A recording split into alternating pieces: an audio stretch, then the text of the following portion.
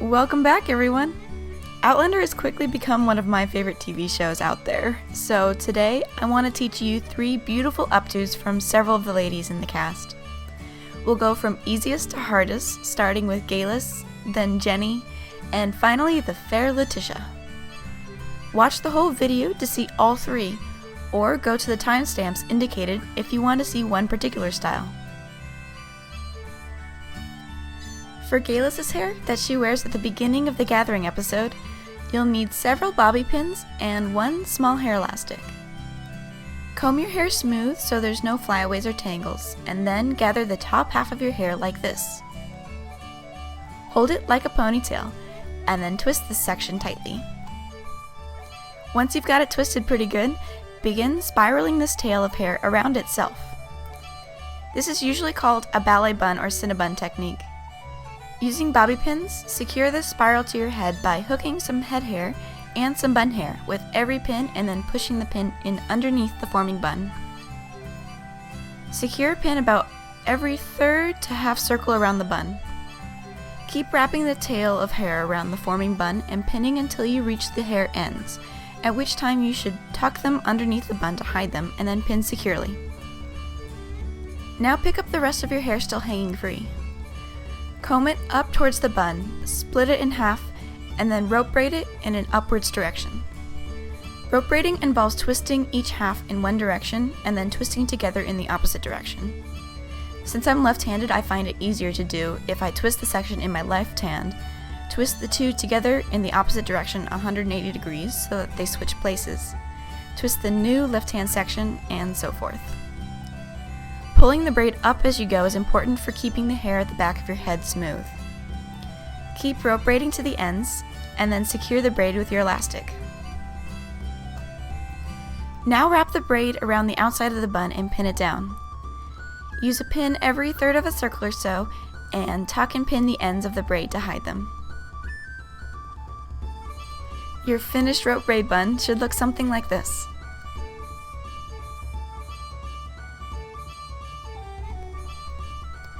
The next style is Jenny's hair from the first episode of Laoghaire. For this one, you'll also need bobby pins and 3 elastics this time. First, pick up the top half of your hair.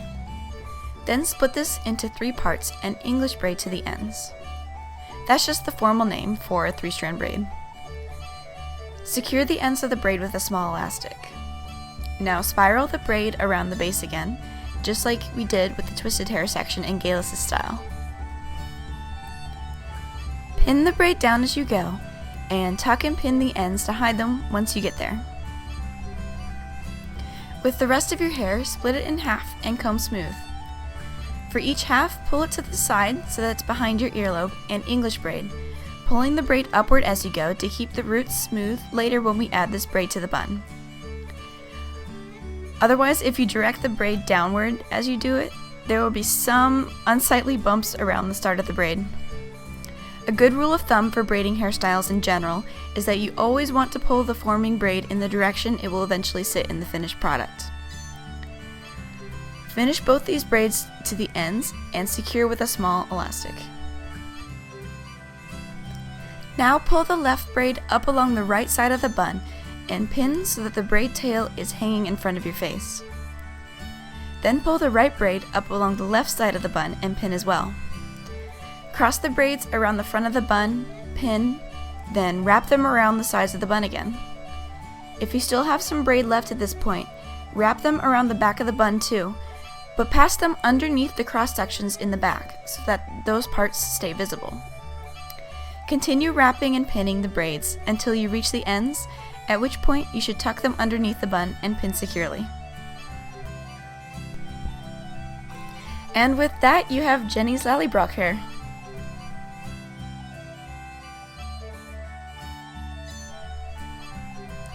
The third and final style we'll do today is Letitia's curl nest as worn at Castle Laoghaire when the household gathers to listen to the singer. This one takes some time and skill, so I think it's best if you get someone else to do it on you. But if you're bent on doing this yourself, start by sectioning off a circle of hair in the back of your head like I just showed you.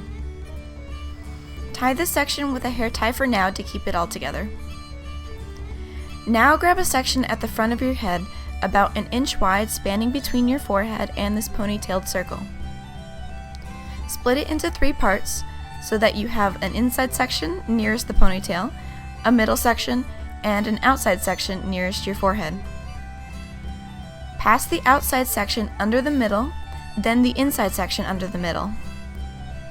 Now grab some more hair immediately next to these sections, add it to the outside strand, pass under the middle.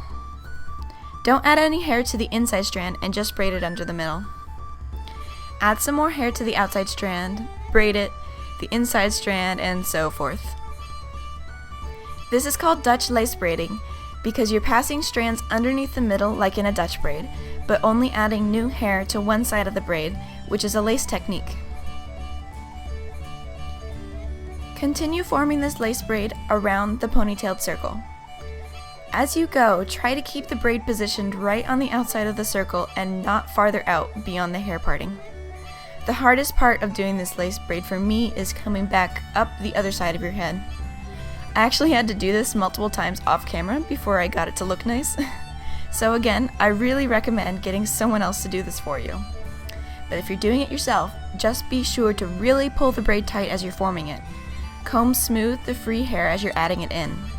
And flip your head forwards so that the free hair falls down around your face and you can easily find your next section. You'll also need to switch the position of your hands somewhere at the back of your head as you begin to braid up along the other side of your head. So switch very slowly so that you can remember which strands are outside and inside and which strand you just braided under.